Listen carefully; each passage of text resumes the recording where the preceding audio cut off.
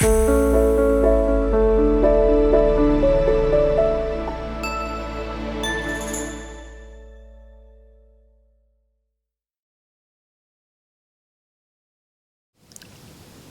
Krishna. I'm going to read an article that was published in the Hindustan Times on the 12th of May, 2003, under their title, "Whatever You Give Comes Back Sevenfold."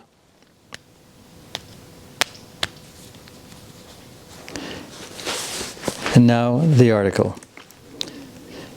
Giving is better than receiving.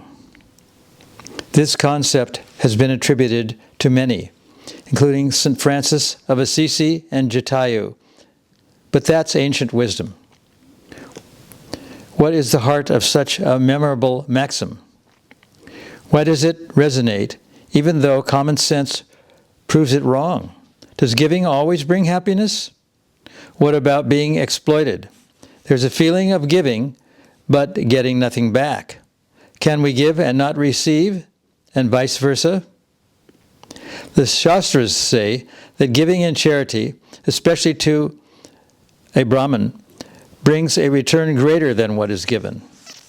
Extreme examples are Dadachi and Puru, but their acts stem from a firm belief in transmigration. Scriptures guarantee that a better existence is available if we practice generosity in this life.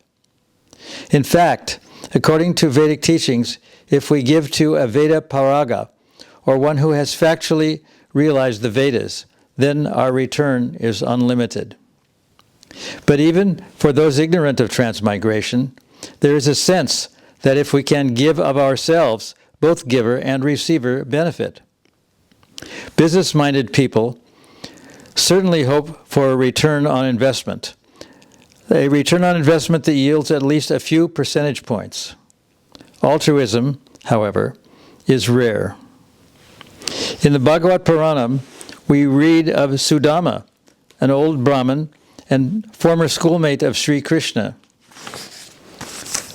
Sudama was dirt poor. He was persuaded to visit Krishna on the pretext of renewing their old friendship, but with the hidden agenda of obtaining riches. After spending the night at Krishna's palace, Sudama felt ashamed that he'd harbored a secret motive to obtain money. He headed home. While walking, he suddenly felt totally satisfied to be impoverished, to live only with what God provided. Krishna's friendship was reward enough. He reached his house, but instead of a hovel, his home had been transformed into a palatial mansion. His wife wore splendid silks, and hundreds of servants bustled about their newly minted living place.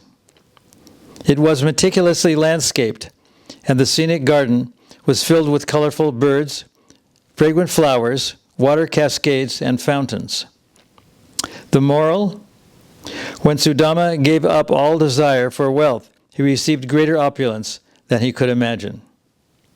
World peace and plans for universality ring hollow alongside exploitation and greed. Giving in a world of greed yields frustration and abuse. It makes sense to offer our time and love to God first. Then we can be sure of substantial return.